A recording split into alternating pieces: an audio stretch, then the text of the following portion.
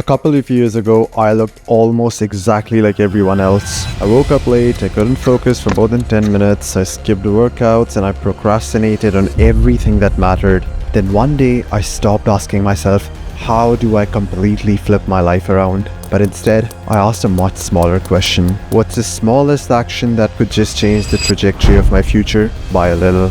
That question led me to 30 tiny habits. None of them felt like life-changing on their own, but together they made me completely unrecognizable.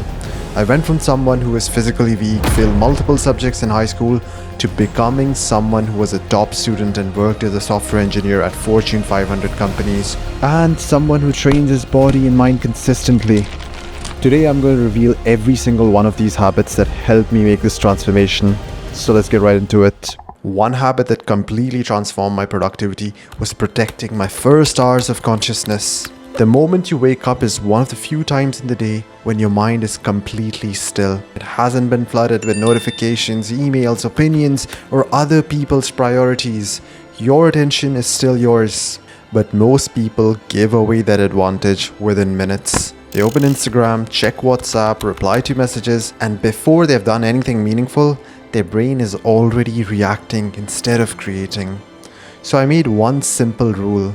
The first hours of my day belong to my goals and not to the rest of the world. That's when I write, study, plan, or tackle the hardest work on my schedule. Those early hours consistently produce some of my best thinking because focus is easiest before the world has had a chance to interrupt you. I've learned that whoever gets the first conversation with your brain usually controls the rest of your day. When you're trying to build a new habit, your biggest mistake is setting the bar too high. You tell yourself you're going to work out for an hour every day, read 50 pages of a book, or study for 3 hours straight. It all sounds quite motivating, but it's also why most habits never last. Instead, lower the starting line. In the beginning, don't focus on performing well. Simply focus on showing up. Go to the gym, even if you only stay there for 10 minutes. Open the book, even if you read a single page. Sit at your desk, only if you work for 15 minutes. Because at this stage, you're not really looking for results. You are building consistency. And once you've shown up enough times, that behavior now starts to become automatic. Only then should you start raising the standard. First, build the habit, then catch up with the intensity. One of the biggest mindset shifts I've ever made was deciding to earn my dopamine. I stopped relying on quick hits from scrolling, junk food, or endless entertainment to make me feel good. Instead, I started chasing satisfaction that comes from doing difficult things, like finishing a workout, completing a deep work session, reading a chapter of a book, or eating a healthy meal. At first, this wasn't nearly as exciting as the instant gratification that I was used to. But over time, my brain started associating effort with reward. And that is when everything changed. I wasn't just becoming more productive, I was rewiring what felt rewarding. Because the strongest source of motivation isn't pleasure without effort, it's the satisfaction of knowing that you have earned it. One habit that's had an incredible impact on my life is simply moving my body every single day. Whether it's lifting weights, going for a run, doing a kickboxing session, or even just taking a long walk, I always notice the same thing. I feel like a completely different person afterwards. Exercise releases a powerful cocktail of neurochemicals that elevate your mood, sharpen your focus, and give you more energy. But what surprised me the most is that this feeling doesn't just disappear after a few minutes. It stays with you for hours, influencing how you think, how you work, how you interact with the rest of the world. And believe me, I have also experienced the complete opposite. Whenever I've gone a couple of weeks without training, I became sluggish, unmotivated, mentally foggy. That's when I realized that exercise isn't just about building a stronger body. It's about creating a stronger mind. Because when your body functions at its best, your thoughts, your focus, your entire outlook on life begins to improve. For a long time, I treated sleep like it was optional. I would stay up late watching movies or working, convincing myself that sacrificing sleep meant I was being productive. But the truth is, every hour I stole from my sleep was stealing from my next day. My focus was worse, my workouts suffered, I craved junk food, and even small problems began to feel overwhelming. That's when I realized that sleep isn't wasted time. It's when your brain and body prepare you to perform your best. Today, I protect my sleep just as seriously as I protect my workouts or my actual work, because I've learned that discipline doesn't begin when your alarm goes off. It begins the night before. If you want to think clearly, feel energized, and consistently perform at your best, stop treating sleep like a secondary thing, but rather start treating it like the foundation of your productivity. One of the biggest lessons I've learned is that your attention is your most valuable asset. In the 21st century, everything around you is competing for it. Social media apps, notifications, YouTube, thumbnails, Instagram reels, news articles, they're all designed to capture and hold your attention for as long as possible. And every minute they succeed is a minute you're not spending building your own life. You can either give your attention away for free or invest it into your goals, your health, your relationships, your future. That's why I became ruthless about protecting my attention. I turned off all unnecessary notifications, deleted social media apps from my phone, stopped multitasking, put my phone on flight mode whenever I worked, and I created blocks of uninterrupted deep work where I was completely disconnected from the outside world. Because I've realized that the quality of your life is ultimately determined by where your attention goes. If you protect it, you will accomplish more in 1 hour than most people do in their entire day. For years, I believed that setting bigger goals would make me more successful, but eventually, I realized that goals only give you a destination.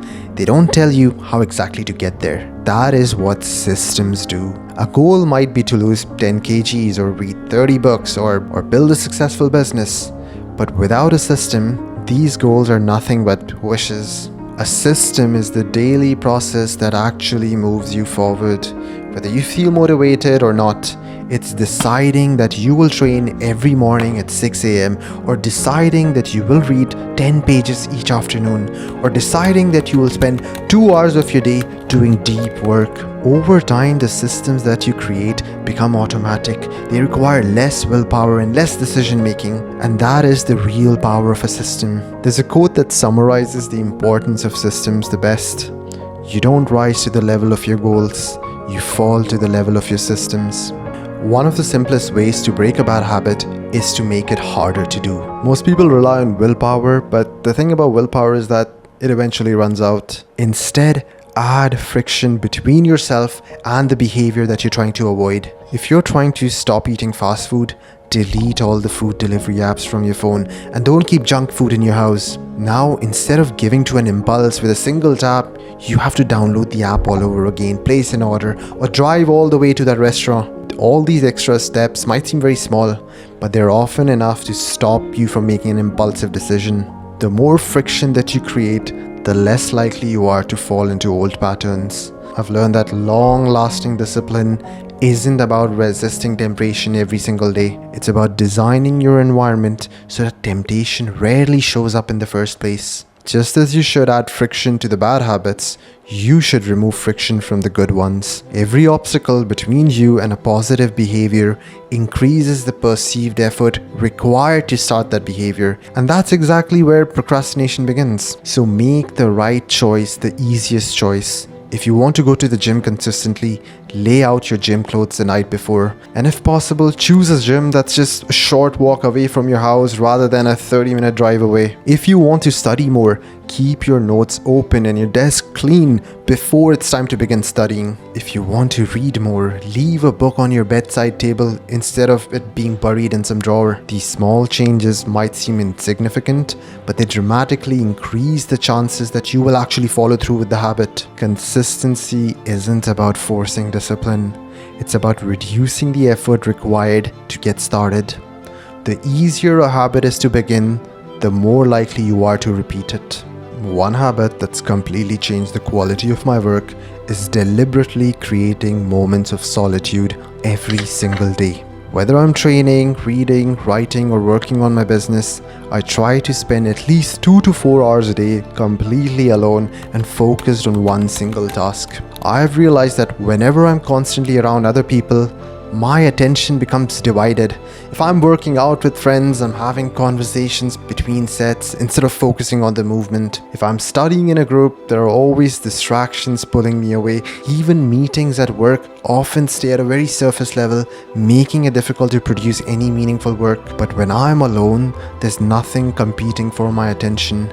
I become completely immersed in what I'm supposed to be doing, and that's where some of my best ideas, some of my best work, and my greatest sense of satisfaction comes from. So learn to enjoy your own company, because the person you become in solitude is often the person the world eventually gets to see and appreciate. One habit that's brought me more peace and clarity than almost anything else is making time to pray every single day. No matter how busy life gets, I always try to pause, disconnect from the noise, and reconnect with God.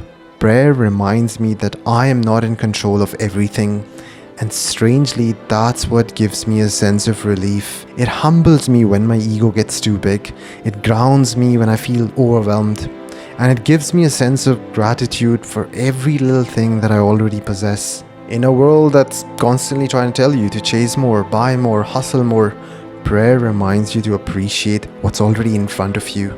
And praying to me isn't just a religious ritual, it's a moment of reflection, gratitude, and realignment of my priorities. I found that when I start and end my day with praying, and by strengthening my relationship with God, everything else in my life, my decisions, my discipline, and even my sense of purpose, it all becomes much clearer. One of the biggest transformations I have experienced came from changing what I put on my plate. There was a time when I lived on fast food, processed snacks, and ate whenever I felt like it. I constantly felt sluggish, my sleep was terrible, I struggled to focus, and my motivation just disappeared. Then I made one simple decision. I started eating whole, natural, single ingredient foods, and I became more structured about when I ate them. The difference was just unbelievable. My energy became stable throughout the day, my mood improved, my workouts felt better, and my mind became much clearer. Food isn't just there to stimulate your taste buds, it's fuel for your brain and body. Every meal is either helping you perform at your best or it's quietly working against you. If you want just one habit with the highest return on your health, productivity, and overall quality of life, start by investing in what you eat. One habit that completely changed the trajectory of my life was living with direction instead of drifting through life. Most people never consciously decide who they want to become. They wake up, they check their phones, they react to notifications, react to cravings, react to responsibilities, and before they know it, another day has disappeared. I didn't want to live like that. So every few weeks, I sit down with a pen and a paper and write about the man that I'm trying to become. I describe how he trains, how he eats, how he treats other people, how he spends his mornings, how he reacts to setbacks, and the values that he lives by. That version of myself has become my North Star. But I also do something that's equally important. I write about the consequences of staying exactly where I am. What happens if I never change? What kind of a man will I become in 10 or 20 years if I keep repeating the same mistakes, the same bad habits? This exercise keeps me grounded. Every day I try to move one step closer to the first man and one step further away from the second man. Because when you regularly remind yourself of who you're trying to become and who you're trying to avoid, making the right decisions becomes so much easier. A habit that has had a profound impact on the person I've become is being extremely intentional about the kind of company that I keep. There's a saying that you are the average of the 5 people you spend the most time with. And there's a lot of truth behind the saying. The people around you influence the way that you think, what you normalize, what you laugh at, what you inspire to be, and ultimately the kind of person that you become. And I have experienced both sides of this. There were times when I surrounded myself with people whose lives revolved around instant gratification, partying, and avoiding all responsibility. And without even realizing it, some of those habits and mindsets, they started rubbing off on me. But today I'm much more selective. I try to spend my time with people who value discipline, growth, integrity, living with a purpose. People who challenge me to become better instead of making it easier to stay the same. Because whether you realize it or not, your environment is constantly shaping your identity. So choose a circle that pulls you upward and not one that quietly anchors you to where you are. One habit that I've followed for years and one that has had an incredible impact on my focus and sleep is putting my phone on flight mode. What I do is that I put my phone on flight mode 1 hour before I go to bed, and I keep it there for the first few hours of my morning. It might sound a bit extreme, but it's one of the highest return habits I've ever adopted. Putting my phone on flight mode at night, it protects me from any stressful phone calls, distracting notifications, and the temptation to keep checking my phone when I should be winding down. And because of this, I fall asleep much faster and I sleep much more deeply. But the real magic happens the next morning. Instead of waking up and immediately reacting to messages, emails, and notifications, I stay completely disconnected. Those first few hours of the day belong to me, and that's when I do my deepest work, my most important thinking, and make real progress towards my goals without a single interruption. One of the best decisions I've ever made was removing every social media app from my phone. Not because social media is inherently bad, but because I realized how automatic my behavior had become. Sometimes I would just check a notification, but instead I would end up doom scrolling for 20 minutes, wondering how I even got here. It had become pure muscle memory at this point. So instead of relying on willpower, I deleted all the social media apps from my phone. I'm still on social media, but now if I genuinely need to reply to a message or check something important, I do it from my laptop.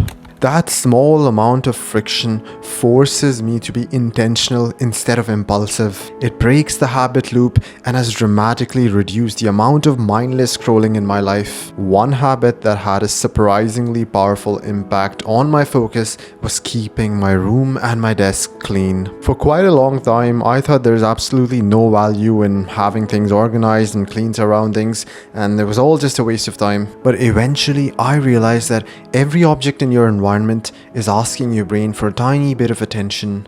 The pile of clothes, scattered papers, empty bottles, random cables, they might all seem insignificant on their own, but together they create mental noise, and the harder your brain has to filter out that noise, the harder it becomes to concentrate on what actually matters. That's why every day I take a few minutes to clear my desk, make my bed, and put everything back where it belongs. Not because I'm obsessed with being tidy, but because I'm obsessed with creating an environment where my mind can do its best work. I've learned that before you organize your life, you should organize the space where your life actually happens. Because a clear space creates a clear mind. Whenever I find myself in a slump, procrastinating, feeling unmotivated, or just stuck doing the same bad habits, I don't just try harder to change. Instead, I change my environment. Our brains naturally associate places with behaviors. That's why you might automatically start scrolling the second you hit your bed, or feel productive the second you hit your work desk. Those environments become triggers to certain habits. So whenever I feel stuck, I deliberately change something around me. If I can, I'll work from a different location or sleep in a different room. But even if that's not possible, I will rearrange my room, move my desk a little, change my wallpaper, swap the curtains, or simply change the layout of the space in some way. It might seem like a small change, but it interrupts those old habit loops and makes it much easier to start fresh. I found that sometimes you don't need a new mindset in life. Sometimes all you need is a new environment. Whenever I find myself stuck in a rut, repeating the same bad habits or feeling unmotivated, one of the first things I do is change my appearance. For me, that actually means getting a buzz cut. It might sound superficial, but every single time that I do it, I look in the mirror and I feel like I'm looking at a different person. It's almost like hitting the reset button on my identity. The old version of me, the one who procrastinated, lacked discipline, and kept repeating the same mistakes, no longer matches the person staring back at me. That fresh appearance becomes a psychological fresh start. It reminds me that I don't have to keep acting like the person I was yesterday. I can choose who I become today. Now, look, you don't have to get a buzz cut specifically. It could be a new haircut, changing how you dress, or anything that makes you feel like you have stepped into a new chapter of your life. Because sometimes changing the way that you see yourself is enough to start changing the way that you behave. One of the hardest lessons that I have had to learn is that you can't become exceptional at everything. There was a time when I wanted to become a great entrepreneur, a great martial artist, a good researcher, a great athlete, basically world class in every area of my life. But because I was spending my time and energy across so many different goals, I wasn't making meaningful progress in any of them. That's when I realized something that completely changed my perspective. Every time you say yes to something, you are also saying no to something else. Every hour you invest in one pursuit is an hour you can't invest somewhere else. The people who truly become extraordinary aren't the ones who try to master everything. They are the ones who decide what matters the most and then commit to it relentlessly. So I stopped trying to chase 10 different dreams at once and started asking myself, what are the one or two things that I truly want to become exceptional at? Once I had that answer, I poured most of my effort into those areas, and my progress accelerated dramatically. There's an old saying, the man who chases two rabbits catches neither. If you want extraordinary results, stop dividing your attention. Pick your rabbit and chase it with everything you've got. There was a time when I genuinely believed that buying more things would make me happier. I collected video game consoles, CDs, sneakers, clothes, desk accessories, you name it, I had it. Every new purchase gave me a small rush of excitement, but within a week or two, that excitement disappeared, and those things were just sitting there collecting dust. That's when I realized something uncomfortable. I wasn't buying these things because I needed them. I was buying these things to fill an emotional gap. Today, my philosophy is completely different. I don't buy something because it's trendy or because it gives me temporary dopamine. I only buy it if it genuinely improves my life or helps me achieve my goals. The truth is that one day, if you're all going to leave this world, and every single possession we own is going to be left behind. So I've stopped measuring my life by what I own, and I started measuring it by who I'm becoming. Because your experiences, relationships, character, your connection with God, your family and purpose will always outlast the excitement of buying just another thing. When I was just getting into self-improvement, I had become so accustomed to comfort and instant gratification that I had almost lost my ability to do hard things. Before I could even think of productivity, I first had to rebuild my tolerance for discomfort. So every day I deliberately chose 2 to 3 things that I absolutely had to do simply because they were hard. So I would take cold showers, meditate for 5 minutes, journal, or go for runs. Now some of these things I don't even do them anymore. But back then they served a very important purpose. They expanded my comfort zone. They taught me that discomfort wasn't something I needed to immediately escape from. And that's incredibly important when you're coming from a life of instant gratification. The hard thing that you do doesn't necessarily need to make you money, get you more views, or produce some immediate result. At first, you're training something much more important. Your ability to tolerate discomfort. And once you have built that engine, you can now start directing it towards the things that are actually productive and they actually have tangible impact on your life. Sometimes life doesn't go the way that you planned. You get injured, your business fails, or maybe your wife leaves you. And then suddenly you're dealing with circumstances that make your life much harder than it used to be. And when something like that happens to me, I found myself falling into this trap as to asking myself, why did this happen to me? How much better would my life be if this never happened to me? How much more could I accomplish if I didn't have to deal with this problem? Basically, just me wishing that I wasn't in the position that I am currently in. But I have learned that that way of thinking is just bad for you. It rarely makes your suffering easier. The perspective that helps me the most is reminding myself that I am exactly where God wants me to be. As a believer, I see the difficulties that I'm given in this life as tests from God. These are opportunities to strengthen my faith, grow as a person, build a deeper connection with my Creator. Because anyone can claim to be a believer and a man of principles, especially when his faith isn't being tested and life is going great. But the question is, how are you going to conduct yourself when life isn't going great, when you are suffering? That is when your faith, your principles are truly being tested. That is when you find out what kind of a man you truly are. Are you just going to numb out your suffering with instant gratification like drinking, doing drugs, or watching porn? Or is this suffering going to mold you into someone better? The choice is yours. So when I'm going through something painful, I remind myself that this test was written for me. God knows that I'm capable of going through it, and there's something I'm meant to learn from it. When your suffering has deep meaning, it becomes much easier to endure. When we start something new, we expect results far too quickly. You go to the gym for 2 weeks and you wonder why your body hasn't transformed. You post 5 videos and wonder why they haven't become viral yet. You practice something for a few months and expect to become exceptional at it. But excellence doesn't work that way. I have learned to respect the sheer number of repetitions required to truly become great at something. I don't expect mastery in 6 months anymore. I now think in years. If I spend the next 5-6 years training a craft, showing up consistently, and getting thousands of repetitions in, I know I'll be a completely different person.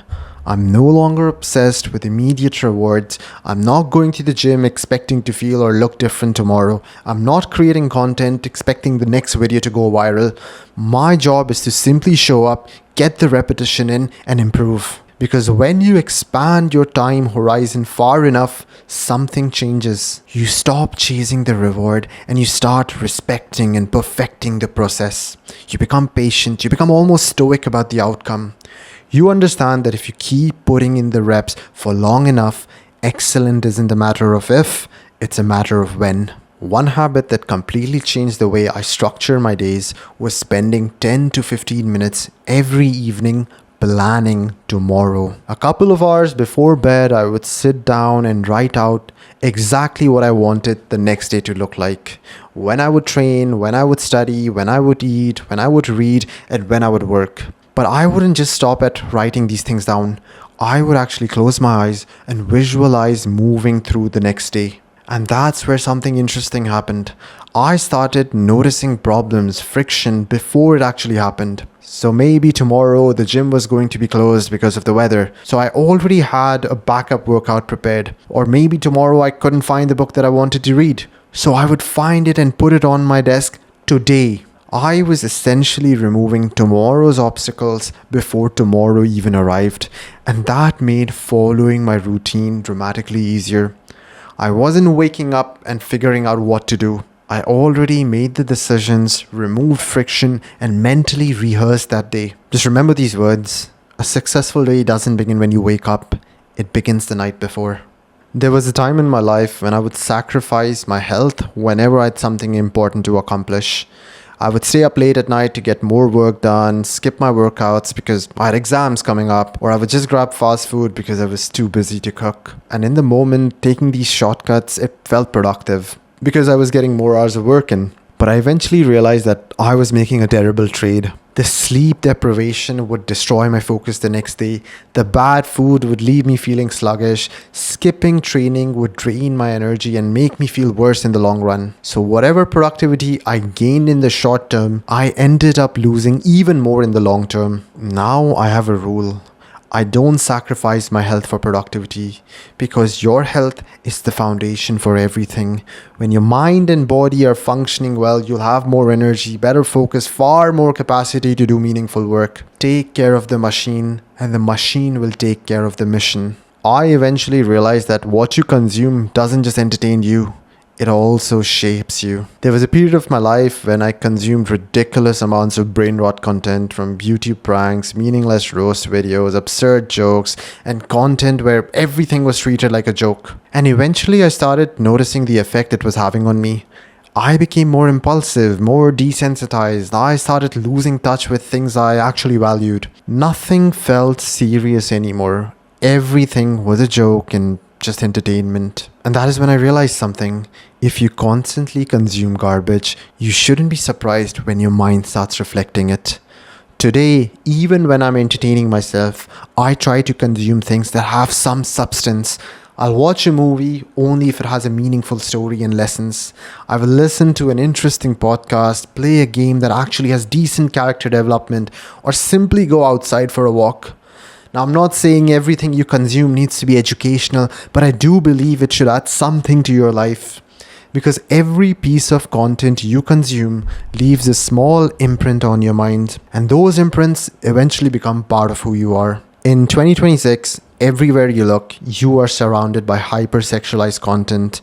Social media, movies, music, advertisements, video games, sexual imagery is everywhere, well, because Sexuality sells. And as a man, I've realized that I can't just let all of these images enter my mind without consequence. When you repeatedly allow hypersexual things to enter your mind, you just become a slave to lust and the cheap dopamine that it provides. So be very careful about what you allow in your visual environment. Unfollow those Instagram thirst trap accounts. Stop playing those gooner games. Stop watching those shows which have adult scenes every 10 minutes. Don't let the world convince you that gooning is okay, because it's not. Anytime something gives you absurd amount of pleasure for little to no effort, you need to be skeptical of it. And all of this hypersexual content does exactly that. It floods your brain with dopamine, makes you addicted to it, and messes up your level of motivation and the quality of your mood in the long run. Guard your eyes, because your eyes are truly the windows to your soul. One of the strangest things I've realized about modern life is that we have become incapable of doing nothing. If I'm standing in a checkout line for 30 seconds, I don't need to pull out my phone.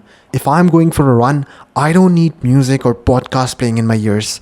If I'm working out, I don't need constant stimulation between every set. So I've made it a habit to deliberately experience moments of nothingness. When I run, I listen to my surroundings. When I train, I feel my muscles working and let my mind wander between sets. Sometimes I'll even just sit and eat food without a screen in front of me. And I found that there's something incredibly refreshing about allowing your brain to exist without constantly feeding it information. In a world where we are conditioned to fill every empty second with entertainment, boredom has become almost uncomfortable for most people.